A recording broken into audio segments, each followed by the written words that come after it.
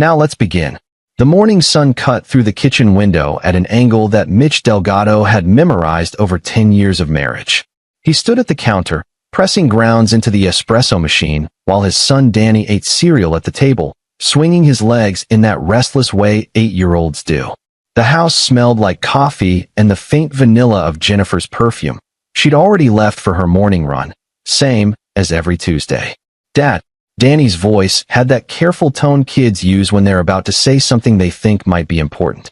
Yeah, buddy. Mitch pulled a double shot, the machine hissing. Why does Mom have 2 phones? Mitch's hand paused halfway to the cup. What do you mean, 2 phones? Danny shrugged, milk dripping from his spoon. She has the regular one, the purple case. But there's another one. She keeps it in her boot. The brown one she wears. The espresso machine gurgled, filling the silence. Mitch turned, studying his son's face. Danny wasn't looking at him, just pushing Cheerios around his bowl with intense focus, the way he did when he'd said something he wasn't sure he should have. In her boot, Mitch repeated slowly. Yeah, she only uses it when you leave for work. I saw her once when I forgot my backpack. She was in your office, talking on it. She got really mad when she saw me.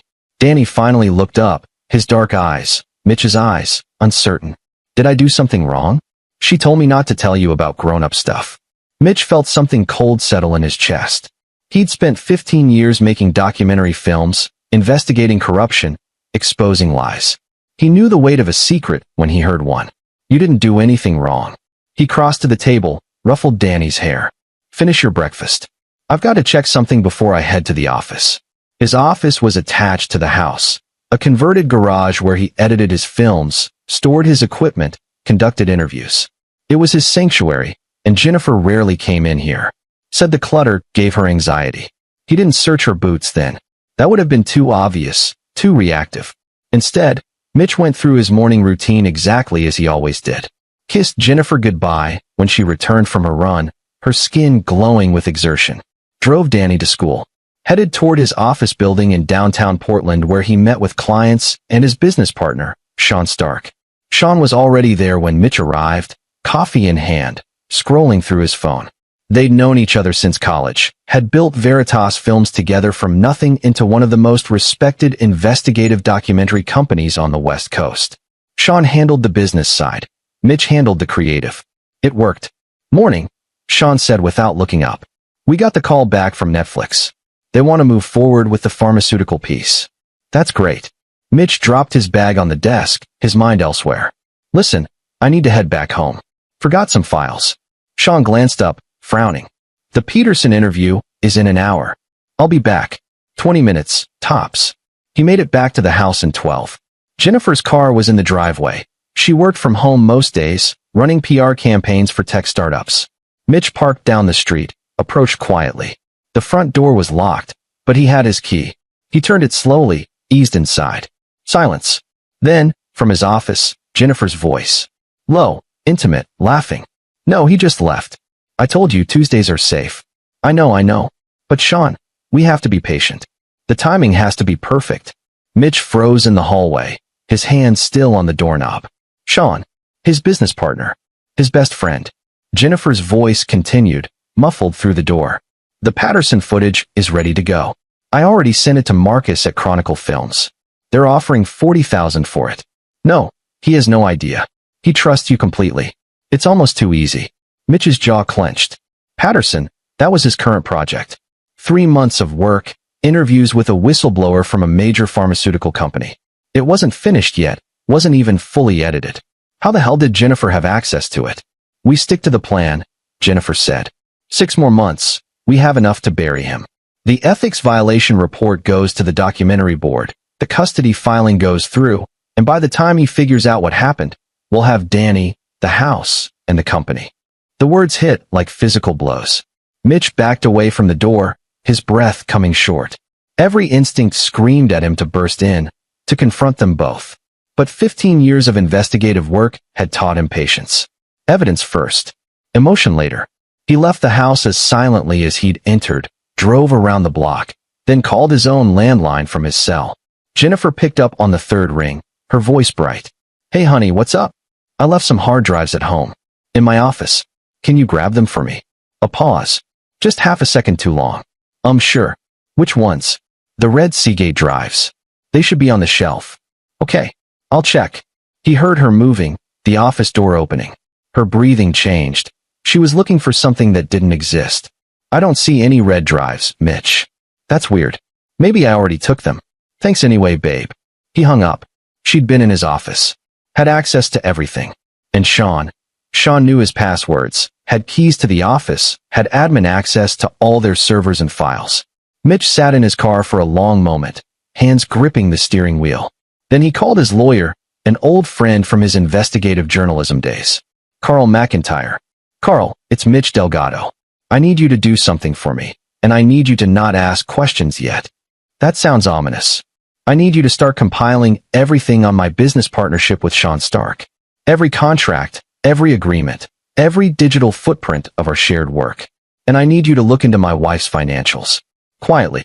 Silence on the line. Then, Mitch, what's going on? I'll tell you everything. But first, I need to know what I'm dealing with. Over the next week, Mitch became a ghost in his own life. He went through the motions, dinners with Jennifer, meetings with Sean, dropping Danny at school. But every spare moment, he was investigating. He installed keylogger software on Jennifer's laptop, cloned her secret phone when she showered one morning, set up hidden cameras in his office. What he found was worse than he'd imagined. Jennifer and Sean's affair had started 18 months ago at a company retreat in Seattle. But the betrayal went deeper. They'd been systematically stealing his work, unfinished documentaries, interview footage, investigative leads, and selling them to competitors. Chronicle Films, Paradigm Pictures, even a streaming service had paid for content that Mitch had spent months developing. The money went into an offshore account in Jennifer's maiden name, Cordova. Over $400,000. But the real knife in the back was the plan Carl had uncovered through subpoenaed emails. Jennifer and Sean were building an ethics violation case against Mitch, claiming he'd fabricated interview footage, coerced sources, violated documentary standards. They'd forged emails, created fake paper trails, even had a source ready to testify that Mitch had paid for testimony. The plan was elegant in its cruelty. Destroy his reputation, file for divorce citing his professional misconduct, take custody of Danny by painting Mitch as unstable and unethical, then force the sale of Veritas Films at a fraction of its value. Sean would buy Mitch out for pennies, and Jennifer would walk away with Danny, the house, and half of everything else. Mitch sat in Carl's office, watching the lawyer's face grow darker as he reviewed the evidence. This is conspiracy to commit fraud, Carl said quietly. Corporate espionage. This could put them both in prison. I don't want them in prison, Mitch said. Not yet. Carl looked up, sharp. What do you want? Mitch leaned back in his chair, his mind already working through the possibilities. He'd spent his career exposing liars and cheats, watching them crumble when their secrets came to light. He knew how to destroy someone. But this was personal. This was his wife, his best friend, his son's mother, and they were planning to take Danny. I want to disappear, Mitch said slowly. I want them to think they've won. And then I want to burn their entire world to the ground. Carl studied him for a long moment. You're talking about leaving. Taking Danny. They're planning to take him anyway. Painting me as an unfit father. Mitch's voice was cold, controlled. I won't let that happen. And I won't let them profit off my work, my reputation, my life. If you run with Danny without custody, that's kidnapping. Not if I have evidence she's an unfit mother. Not if I have proof of fraud, adultery, conspiracy. Mitch tapped the folder between them. You said it yourself. This could put them in prison. I just need to time it right. What's your plan? Mitch smiled, but there was no warmth in it. I'm going to do what I do best. I'm going to document everything. Build an airtight case. And when the time is right, I'm going to expose them both in a way they'll never recover from. He went home that night and acted like nothing had changed. Kissed Jennifer hello. Helped Danny with his homework. Had dinner with Sean and his girlfriend Ruby Pope at their favorite Italian restaurant, laughing at jokes while Sean's hand kept disappearing under the table to check his phone, probably texting Jennifer. But when Mitch went to bed, he lay awake, staring at the ceiling, listening to Jennifer's breathing beside him. Planning. Calculating. Waiting. The next Tuesday morning, Mitch kissed Jennifer goodbye as usual. Dropped Danny at school. But instead of going to the office, he drove back home and parked 3 blocks away. He texted Sean, food poisoning. taking the day off. Then he walked back to his house, let himself in quietly through the back door, and crouched in the hallway outside his office, waiting. At 9:15, Jennifer's voice drifted through the door, laughing, intimate, talking to Sean on that secret phone. "I can't wait until this is over," she was saying. "No more sneaking around. No more pretending to care about his boring documentary subjects or his precious ethics." Mitch recorded every word. 43 minutes of conversation. Detailed planning. Jennifer describing how she'd manipulate Danny, tell him his father was unstable. Sean laughing about how easy it had been to access Mitch's files, to forge his emails. When Jennifer finally ended the call, Mitch slipped out the back door and drove to Danny's school. He texted the office, still sick, taking a few days. Then he picked up his son early, claiming a family emergency. "Where are we going?" Danny asked, buckling into the passenger seat. Mitch looked at his son, 8 years old, innocent, trusting. He thought of Jennifer's voice. "We'll tell Danny his father is unstable. We're going on an adventure, buddy," Mitch said quietly. "How do you feel about seeing some new places?" Danny's eyes lit up. "Like a road trip?" Exactly like a road trip. Mitch had already packed bags, clothes, cash, laptops, hard drives with encrypted copies of all his evidence. He'd emptied half the joint bank accounts, transferred funds to an account Jennifer didn't know about. Carl had divorce papers ready to file. They drove east, out of Portland, into the wide emptiness of eastern Oregon. Mitch didn't look back. Behind them, Jennifer would come home to an empty house. Sean would find a note at the office, taking some time with Danny. "We'll be in touch." But Mitch had no intention of being in touch. Not yet. Not until he was ready. Not until he'd built his revenge into something beautiful and terrible and absolutely inevitable. The town of Brightvale, Montana, had a population of 4,000 people, one stoplight, and enough distance from Portland to feel like another world. Mitch rented a small house on the edge of town under his middle name, James Oliver. Cash only. No paper trail. Danny adjusted faster than Mitch expected. Kids were resilient that way. Mitch enrolled him in the local elementary school as Danny Oliver. Told the principal they were starting fresh after a difficult divorce. The town was small enough that people didn't ask too many questions, but friendly enough that they brought casseroles and welcomed the quiet man and his son. Mitch set up a small office in the second bedroom. 3 computers, satellite internet, encrypted servers. He'd brought external hard drives containing years of work, not just the Patterson project, but everything. His entire career, backed up and hidden. At night, after Danny was asleep, Mitch worked. He started with the obvious, documenting Jennifer and Sean's affair, cataloging every stolen file, tracing every dollar they'd made selling his work. But he went deeper. He investigated Chronicle Films, the company that had bought his Patterson footage. Discovered they'd been tipped off by Sean about other projects too. Paradigm Pictures had a standing arrangement. Sean fed them information about Mitch's investigations, and they paid handsomely. But the real revelation came 3 weeks after they'd arrived in Brightvale. Mitch was tracing Sean's financial records. Carl had provided access through creative legal maneuvering when he found something that made him pause. A series of payments from an LLC called Cordova Consulting, Jennifer's company. Except it wasn't a PR firm like she'd claimed. Cordova Consulting was a front. Jennifer had been running an industrial espionage operation for 2 years, using Mitch's investigative work to identify targets, then selling information to corporations who wanted to know what whistleblowers might talk, what documentaries might expose them. She'd made over $1 million. And she'd used Mitch's own work to do it. His interviews, his sources, his carefully cultivated relationships, all weaponized and sold to the highest bidder. Mitch sat back from his computer, a cold fury settling over him. This wasn't just adultery. This wasn't just theft. Jennifer had turned his life's work into a commodity, putting sources at risk, derailing investigations that could have exposed real corruption. His phone buzzed. A text from Carl. They filed for divorce 2 days ago, claiming abandonment, seeking full custody and restraining order. We need to respond. Mitch typed back. Not yet. Let them think they're winning. How long can you stall? Month. Maybe 2. After that, you risk losing custody rights permanently. 1 month is all I need. He had a plan now. A real one. And it was bigger than just exposing an affair. The next morning, Mitch called an old colleague, Corey Johnson, an investigative journalist who'd worked with him on 3 documentaries and now ran his own independent news site. They'd exposed a senator together, brought down a pharmaceutical CEO. Corey was relentless, ethical to a fault, and he owed Mitch a favor. Mitch Delgado. Corey's voice was warm with surprise. Man, where the hell have you been? Sean said you'd had some kind of breakdown. Sean's lying. About a lot of things. Mitch kept his voice level. I need your help with something. But I need you to trust me and not ask questions yet. Corey was quiet for a moment. You working on something? The biggest story of my career. Corporate espionage, fraud, corruption. And it involves people close to me. How close? As close as it gets. Another pause. Then, what do you need? I need you to start investigating Cordova Consulting. Quietly. Follow the money, trace the clients, document everything.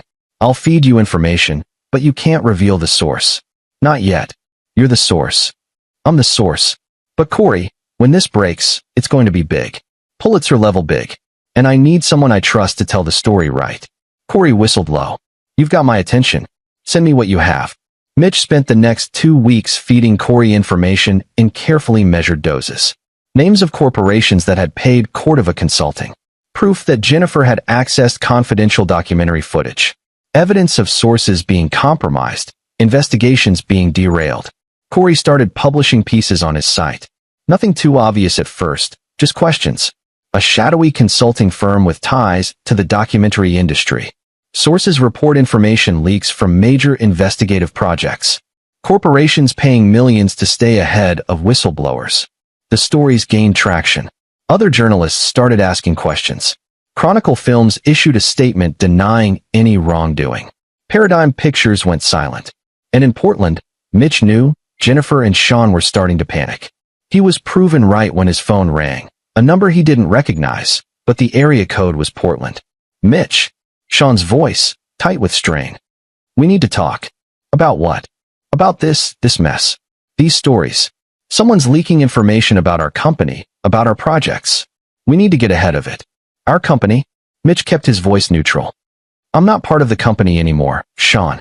Remember? You guys are divorcing me out of it. Look, Jennifer might have overreacted.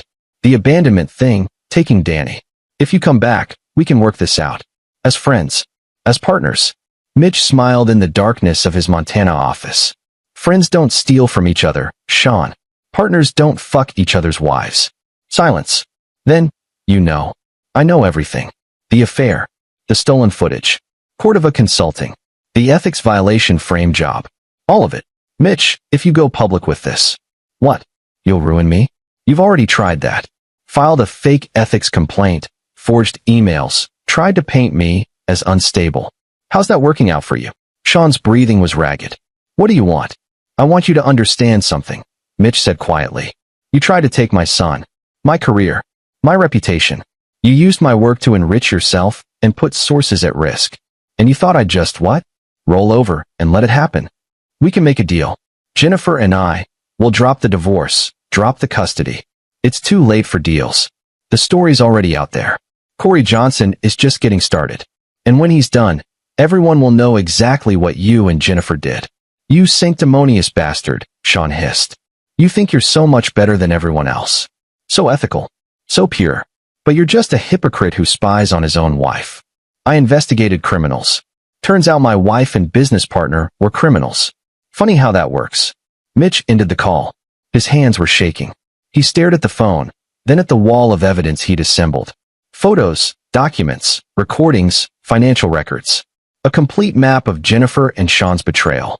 But he wasn't done. Not yet. The final piece of his revenge required patience. And it required getting them to make one last, fatal mistake. Mitch had been in Bright Vale for 6 weeks when Jennifer finally called. Not from the secret phone, from her regular number. Her voice was small, scared. Nothing like the confident woman who'd plotted his destruction. Mitch, please. We need to talk about Danny. He needs his mother. He has a father who actually cares about him. These stories, these accusations. Mitch, I don't know what you think you know. I know you made over $1 million selling my investigative work to corporations. I know you and Sean stole footage, forged documents, planned to frame me for ethics violations. Mitch's voice was ice. I know you were going to take my son and destroy my career. Jennifer was crying now. Real tears or performance? Mitch couldn't tell anymore. Maybe there was no difference. I made mistakes. I know I did. But we can fix this. For Danny's sake. He needs both his parents. Danny needs parents who don't lie to him. Who don't betray the people they claim to love. Please. Her voice broke. Mitch, I'm begging you. Come back. We'll go to counseling. We'll work through this. Just stop feeding information to that journalist. Stop destroying my reputation. Your reputation? Mitch laughed, bitter. Jennifer, you destroyed your own reputation. You just didn't expect to get caught. I'll do anything. Just please stop.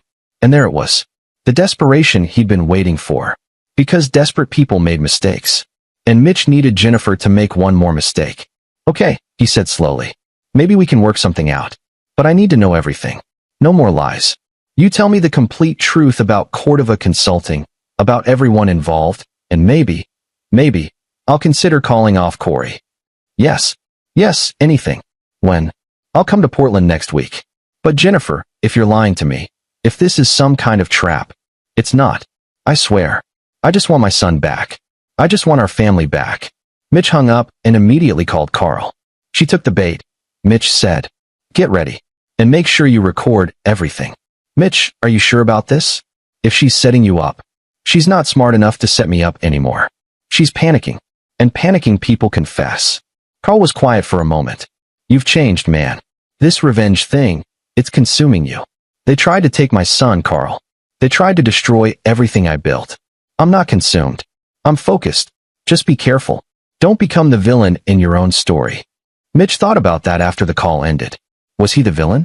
He'd left his wife, taken his son across state lines, orchestrated a media campaign to destroy Jennifer and Sean's reputations. But they'd struck first. They'd betrayed him, stolen from him, planned to frame him. He looked at the bedroom where Danny slept. His son had adjusted well to Brightvale, made friends at school, joined a soccer team. He asked about Jennifer sometimes, but less and less. Kids were resilient, but they also needed stability. And Mitch would provide that stability. After he finished what Jennifer and Sean had started. The following Tuesday, Mitch flew to Portland. He left Danny with a trusted neighbor in Brightvale, Nellie Singh, a retired teacher who'd become a friend. He'd told Danny it was a work trip, would only be a few days.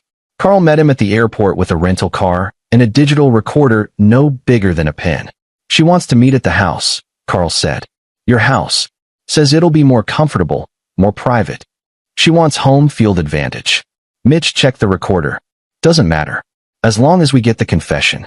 And then what? Then we file everything with the Documentary Ethics Board, the state bar if Sean's involved in legal fraud, and we give Corey Johnson the exclusive. Complete exposure. And Jennifer? You're really going to destroy the mother of your child? Mitch's jaw tightened. She was going to destroy the father of her child. Turnabout is fair play. The house looked the same. Jennifer answered the door, and for a moment, Mitch felt a flash of the life they'd had. 10 years of marriage. Danny's first steps in that living room. Anniversary dinners at the table visible through the doorway. Then he remembered her voice on that recording. It's almost too easy. Thank you for coming, Jennifer said. She looked thinner, darker circles under her eyes. Can I get you coffee? This isn't a social call, Jennifer. They sat in the living room. Mitch on the chair, Jennifer on the couch. The recorder was in Mitch's jacket pocket, already running. I'll tell you everything, Jennifer said. But I need to know Danny's okay first. I need to know my son is safe. He's safe. He's happy. He asks about you less and less each day. Jennifer flinched. That's cruel. No. Cruel is planning to paint me as an unfit father so you could take full custody. Cruel is selling my work to the very corporations I was trying to expose. Cruel is carrying on an affair with my best friend while sleeping in my bed. You're right. Jennifer's voice was small. You're right about all of it. I was angry. I felt neglected. You were always working, always chasing the next story. Sean paid attention to me. He made me feel. I don't care about your justifications. Mitch cut her off. I care about facts. When did Cordova Consulting start? Jennifer took a breath. 2 years ago. After that documentary you did on the pharma company. I realized something. You were doing all this work, exposing these corporations, but we weren't making any real money from it. The documentaries paid, but not enough. Not for the hours you put in. So you decided to monetize my investigations by warning the targets. I thought of it as insurance. A safety net. If you knew what whistleblowers were going to say, what evidence they had, you could prepare. You could contain the damage. You destroyed investigations that could have helped people. Expose corruption. I made $1 million. Jennifer's voice rose. $1 million, Mitch. More than you made in 5 years of your precious ethical documentaries. And I did it using information you were going to make public anyway. Except I wasn't going to make it all public. Some of it was preparation, research, context. You sold out sources, Jennifer. People who trusted me. People who risked their careers to speak truth. She looked away. I know it was wrong. But by the time I realized how deep I was, Sean and I. Sean. Mitch leaned forward. Let's talk about Sean. When did he get involved? From the beginning. It was his idea, actually. He had contacts at Chronicle Films, at Paradigm. He could move the footage without raising suspicions. I handled the consulting clients. He handled the media sales. And the ethics violation frame? Jennifer was crying again. That was after you started getting suspicious. Sean noticed you were checking the servers more often, asking questions about file access. We panicked. We thought if we could discredit you first, before you figured out what we'd done, you'd win. Mitch's voice was flat. You'd get Danny, get the house, force me to sell my half of the company for nothing, and Sean would take over Veritas Films. Yes. Say it clearly. For the record. Jennifer looked up, her eyes red. What?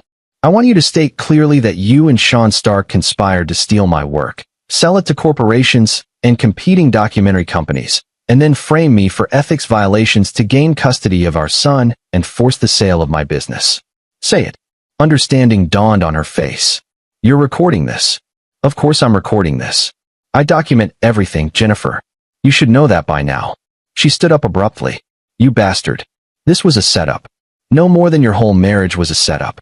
At least I'm honest about my intentions. I'll deny it. All of it. You can't use this recording. It's illegal to record someone without their consent in Oregon. Mitch smiled. Actually, Oregon is a one-party consent state. As long as one person in the conversation knows about the recording, and I do, it's perfectly legal. You'd know that if you were actually a PR professional instead of a corporate spy. Jennifer's face went white. You son of a bitch. I want the rest. I want every name of every corporation you sold information to. Every documentary you compromised. Everything. Or what? You'll play this recording for a judge? They'll still give me visitation rights. I'm still Danny's mother. No. Mitch stood up. I'm going to play this recording for Corey Johnson. Along with all the financial records. All the evidence of your espionage operation. All the proof that you and Sean systematically betrayed sources and derailed investigations. And then I'm going to let the whole world see exactly who you are. You can't. Mitch, please. You tried to take my son. My career. My life. And you thought I'd just let it happen. Mitch headed for the door. You were wrong. Wait. Jennifer grabbed his arm. Please. I'll confess to everything. I'll testify against Sean. Just don't destroy me publicly. Think about Danny. Think about what this will do to him. Mitch looked at her hand on his arm, then at her face. For a moment, he saw the woman he'd married. The woman who'd laughed at his jokes, who'd held Danny in the hospital, who'd believed in his work. Then he remembered her voice. Well, tell Danny his father is unstable. He pulled his arm free. You should have thought about Danny before you decided to betray his father. Goodbye, Jennifer. He walked out of the house and didn't look back. The expose dropped on a Thursday morning. Corey Johnson's site published it first. Documentary industry rocked by espionage scandal. Complete with recordings, financial records, and interviews with sources who'd been compromised by Jennifer's operation. By noon, it was picked up by major news outlets. By evening, it was trending on social media. By Friday morning, the Documentary Ethics Board had launched a formal investigation, and 3 corporations named in the report were facing lawsuits from whistleblowers whose identities had been exposed. Sean Stark released a statement denying everything, then deleted his social media accounts 6 hours later. Chronicle Films announced an internal investigation. Paradigm Pictures issued a vague statement about reviewing business practices. And Jennifer's phone, according to Carl's sources, didn't stop ringing. Journalists, lawyers, former clients demanding explanations. Mitch watched it all from Brightvale, Montana. He didn't feel triumphant. He didn't feel vindicated. He felt tired. Danny came into the office, holding a soccer ball. "Dad, can we go to the park?" Mitch looked at his son, 8 years old, resilient, trusting, innocent of the war his parents had waged. "Yeah, buddy, let's go to the park." They spent the afternoon kicking the ball around, Danny chattering about school, about his friends, about the upcoming soccer tournament. He didn't ask about Jennifer, didn't ask about Portland. He'd adapted to their new life with the easy flexibility of childhood. But that night, after Danny was asleep, Mitch's phone rang. "Carl, you need to see this," Carl said. "Sean's lawyer just released a statement. He's claiming Jennifer acted alone. Says he was an unwitting participant, that she manipulated him, used the affair to gain access to company files. He's throwing her under the bus. Completely. And the preliminary ethics investigation? They're finding evidence Sean may have been stealing from the company even before the affair. Skimming profits, falsifying expense reports. Jennifer's espionage operation might have been covering for Sean's embezzlement." Mitch felt something cold settle in his chest. "How much?" "Preliminary estimate? Over $300,000 over 4 years. "Jesus. There's more. Jennifer's been trying to call you. 17 times today. She left a voicemail. Said she's willing to give you full custody if you'll help her fight back against Sean. Says he's the real villain. She was just trying to survive an abusive relationship." Mitch laughed bitterly. "Now she wants my help. What do you want to do?" What did he want? Revenge? He'd gotten that. Justice? That was coming. Criminal investigations, lawsuits, professional ruin for both Jennifer and Sean. His reputation was being restored as the truth came out. Veritas Films was his again, with Sean forced to resign in disgrace. But it all felt hollow. "Tell Jennifer's lawyer I'll agree to full custody," Mitch said quietly. "In exchange for a complete confession, everything she did, everything Sean did, full cooperation with all investigations. And she maintains supervised visitation rights with Danny. That's generous, considering what she did. It's not for her. It's for Danny. He deserves to have a mother, even if she's a deeply flawed one. And maybe someday, when he's older, he'll understand that I didn't destroy his mother out of hatred. I just refused to let her destroy me." Carl was quiet for a moment. "You're a better man than I'd be in your position. I'm just tired, Carl. I want this to be over." 2 weeks later, Mitch sat in a conference room in Portland, surrounded by lawyers. Jennifer was across the table, pale and drawn. Sean wasn't there. His lawyer had advised against any contact pending criminal investigation. They signed papers. Jennifer confessed to everything, provided evidence against Sean, agreed to full custody with supervised visitation. Mitch agreed to drop any civil lawsuit against her personally, though he was pursuing action against Cordova Consulting. When it was done, Jennifer asked to speak to him privately. They stood in the hallway, lawyers hovering nearby. "I'm sorry," Jennifer said. "For all of it. I know that doesn't mean anything now, but I need you to know. I'm sorry." Mitch studied her face, searching for sincerity, for genuine remorse. He found something. Maybe regret, maybe just fear of consequences. "I want to believe you," he said finally. "For Danny's sake, I want to believe you're capable of being the mother he deserves. Can I see him?" "The supervised visitation, when can it start?" "When you've completed the court-mandated therapy. When you can prove you're stable. And when Danny's ready." Is he angry at me?" Mitch thought about his son, playing soccer in Montana, sleeping soundly in a town 1,000 miles from this mess. "No," he said. "He's not angry. He's just adjusting, building a new life. One day, when he's older, I'll tell him the truth. All of it. But right now, he just needs stability. He needs to feel safe." Jennifer nodded, tears streaming down her face. "Thank you. For not completely destroying me. For leaving room for me to be his mother someday. Don't thank me. Just do better. Be better. For him." Mitch left Portland that evening. Flew back to Montana, back to the small house on the edge of Brightvale. Nellie Singh had made dinner. Lasagna, Danny's favorite. His son chattered about the soccer tournament, about a friend's birthday party on Saturday. Normal life. Simple life. Safe life. But 3 months later, on a cold November morning, Mitch's phone rang with an unfamiliar Portland number. "Mr. Delgado? This is Detective Ernest Schneider with Portland Police. We need to speak with you about Sean Stark and Jennifer Delgado." "What about them?" "Sean Stark was found dead this morning. Apparent suicide. And Jennifer Delgado is missing." The world tilted. Mitch sat down hard in his office chair. "What do you mean, missing?" She didn't show up for her supervised visitation yesterday. Her apartment was empty, cleared out. Her car was found at the airport, but there's no record of her boarding any flight. We have reason to believe she may try to contact you, possibly attempt to take your son. Danny's safe. He's with me in Montana. Keep him close, Mr. Delgado. And if Jennifer contacts you, call us immediately. Mitch ended the call, his mind racing. Sean dead. Jennifer disappeared. The revenge that had seemed so complete, so final, suddenly felt unfinished. He called Carl, then Corey, then the Brightvale police. Warned Danny's school. Set up security cameras. For the first time since leaving Portland, Mitch felt afraid.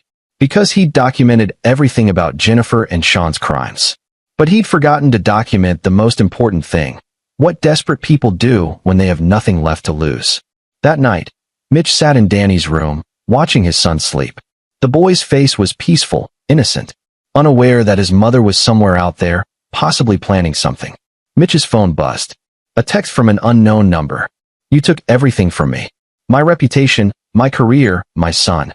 Did you really think there wouldn't be consequences? Jennifer. Mitch's hands tightened on the phone.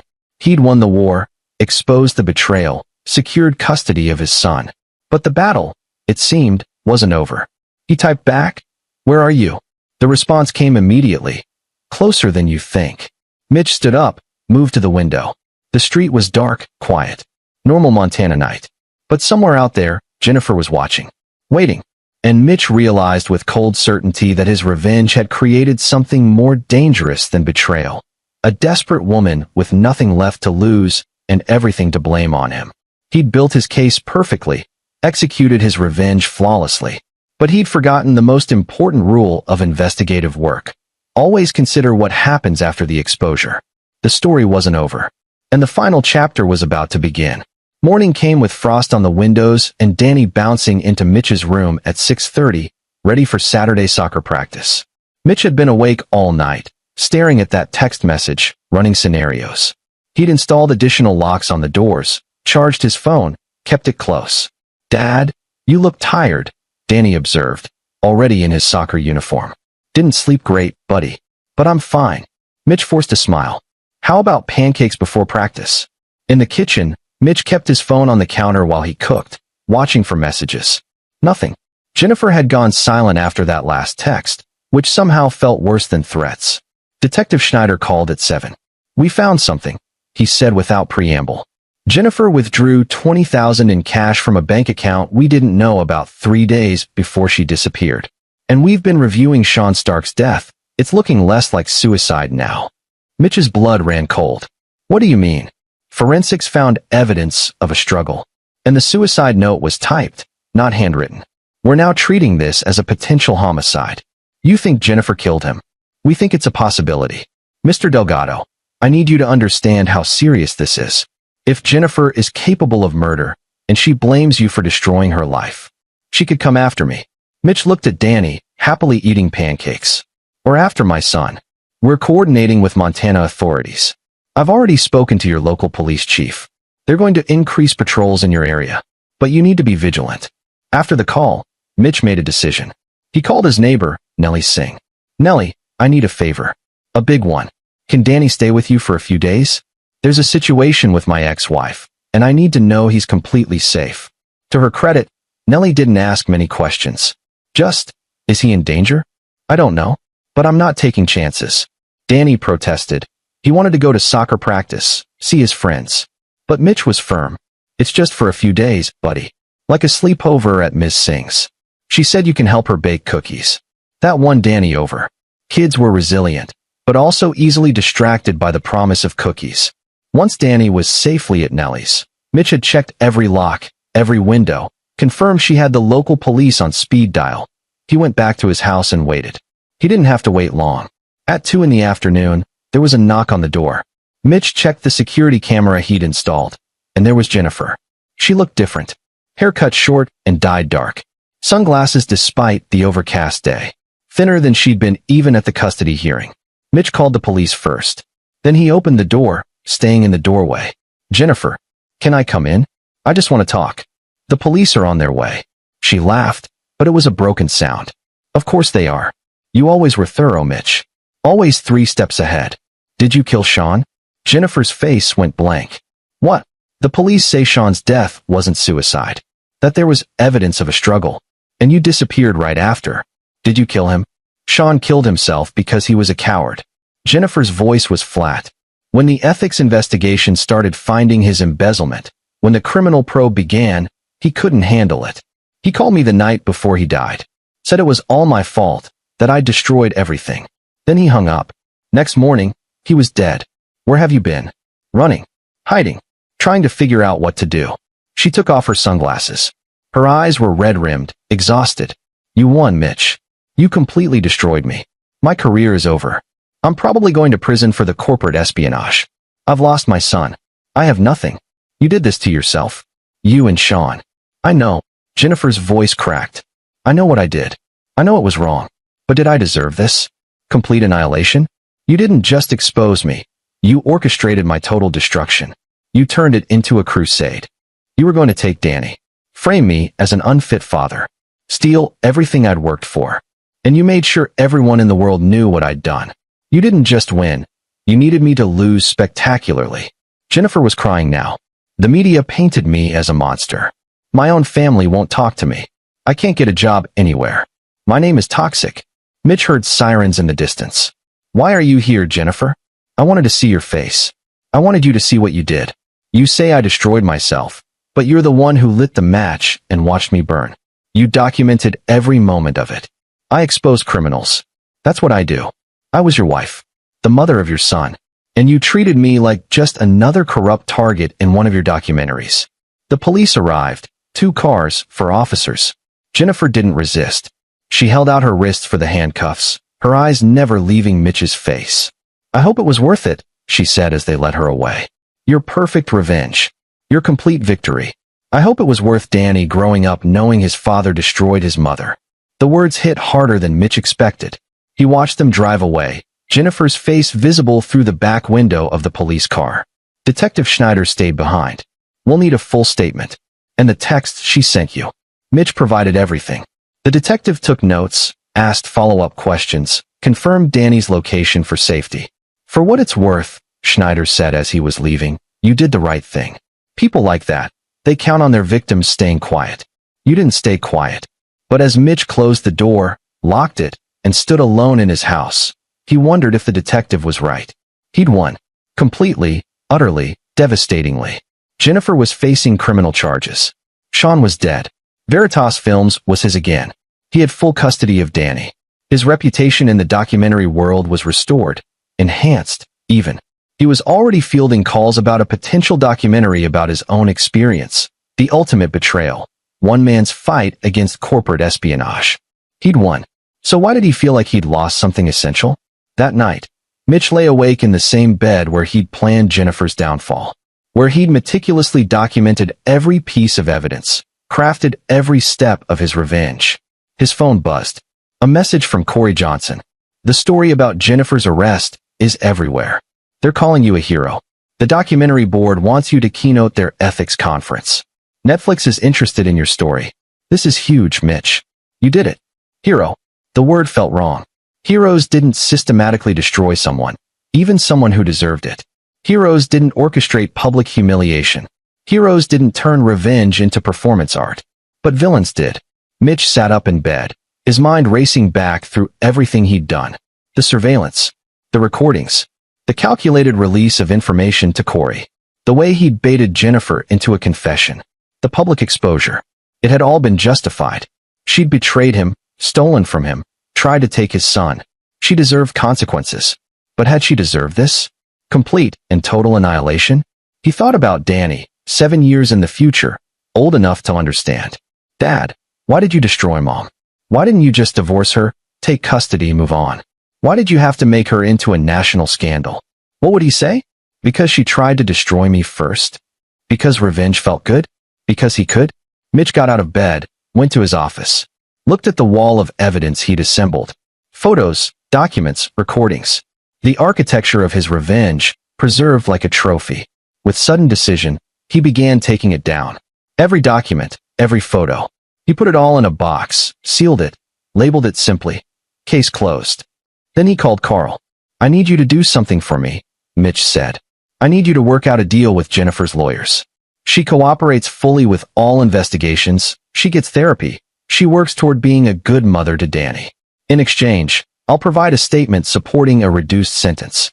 I'll testify about her mental state, the pressure she was under, her genuine remorse. Mitch, are you sure? After everything she did. I'm sure. She was wrong. She deserves consequences. But she doesn't deserve to have her entire life destroyed. And Danny doesn't deserve to grow up knowing his father turned his mother into a cautionary tale. Carl was quiet for a long moment. You're a better man than most people would be. No. I'm just a father who doesn't want his son to be ashamed of him. The legal process took months. Jennifer pleaded guilty to corporate espionage, fraud, and obstruction of justice. But with Mitch's testimony about the toxic relationship with Sean, about the pressures she'd faced, about her genuine remorse, the sentence was reduced. 3 years, eligible for parole and 18 months with good behavior. Sean's death was ruled a suicide after all. The struggle was apparently his last moments of hesitation, the typed note explained by his injured hand from a workshop accident days before. The embezzlement investigation revealed he'd stolen over $400,000, had been deep in gambling debt, and had used the affair with Jennifer to mask his own crimes. Jennifer had been a victim of Sean's manipulation almost as much as Mitch had been. Almost. The documentary world moved on. Veritas Films thrived.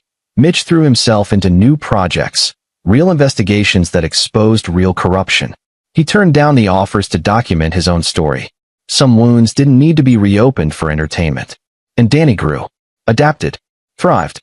He visited Jennifer once a month in a minimum security facility where she was enrolled in educational programs, therapy, learning to be better. On Danny's 10th birthday, Mitch took him camping in the Montana wilderness. They sat by a fire, roasting marshmallows, talking about nothing and everything. Dad, Danny's voice was thoughtful. Can I ask you something about Mom? Mitch's chest tightened. Sure, buddy. Why did she do those bad things? The stealing and lying and stuff? How to explain adult failures to a child. How to be honest without destroying Danny's image of his mother. Sometimes, Mitch said carefully, people make bad choices. Usually because they're scared or angry, or they convince themselves the bad choice is somehow justified. Your mom made bad choices. But that doesn't mean she's a bad person. Just a person who did bad things. Like you did with the revenge. Mitch looked at his son, surprised. What do you mean? I heard stuff. Other kids at school, their parents talking. About how you exposed Mom. How you made her famous for being bad. That was kind of like revenge, right? Out of the mouths of babes. Mitch took a breath. Yeah, he admitted. It was revenge. I was hurt and angry, and I wanted everyone to know what she'd done to me. To us. Do you regret it? Did he? Mitch thought about Jennifer in prison, about Sean dead, about the life they'd all had before betrayal twisted it into something ugly and unrecognizable. I regret that it was necessary, he said finally. I don't regret protecting you. I don't regret stopping people who were doing wrong. But I regret that I let anger drive me further than I needed to go. I should have been content with justice. Instead, I went for total victory. And that wasn't my best moment. Danny was quiet, processing. Then, but you helped her after, right? You said nice things to the judge, so she didn't go to prison forever. I did. So you fixed it. Kind of. Mitch smiled at his son. The important thing is learning from mistakes. Your mom's learning. I'm learning. We're all just trying to be better. I want to be better than both of you, Danny said seriously. Like, not make revenge or steal or anything. Just be good from the start. Mitch pulled his son close. You're already better than both of us, buddy. And that's exactly how it should be. They sat there as the fire burned down, father and son, survivors of a war neither had wanted. Behind them, the past, betrayal and revenge and consequences. Ahead, the future, uncertain but no longer shadowed by secrets. Mitch had won his war. But in the quiet of the Montana wilderness, watching his son's face glow in the firelight, he realized victory looked different than he'd imagined. It wasn't Jennifer in prison or Sean dead or his reputation restored. Victory was Danny, whole and healthy and good. Danny, who could look at his parents' failures and choose to be better. Danny, who could forgive without forgetting, who could love while understanding that love didn't mean blindness to faults. That was the win that mattered. The only one that would last. And for the first time since that morning when Danny had mentioned a secret phone, Mitch felt something like peace. The revenge had been earned. The victory had been earned. But the real triumph was choosing, eventually, to be more than his anger. To be the father his son deserved, not just the wronged husband seeking justice. Mitch Delgado had won. And in winning, he'd learned the difference between victory and vengeance. Between justice and cruelty. Between being right and being good. It was a lesson learned late, at tremendous cost. But it was learned. And in the end, that mattered most. This is where our story comes to an end. Share your thoughts in the comments section. Thanks for your time. If you enjoy this story, please subscribe to this channel. Click on the video you see on the screen, and I will see you there.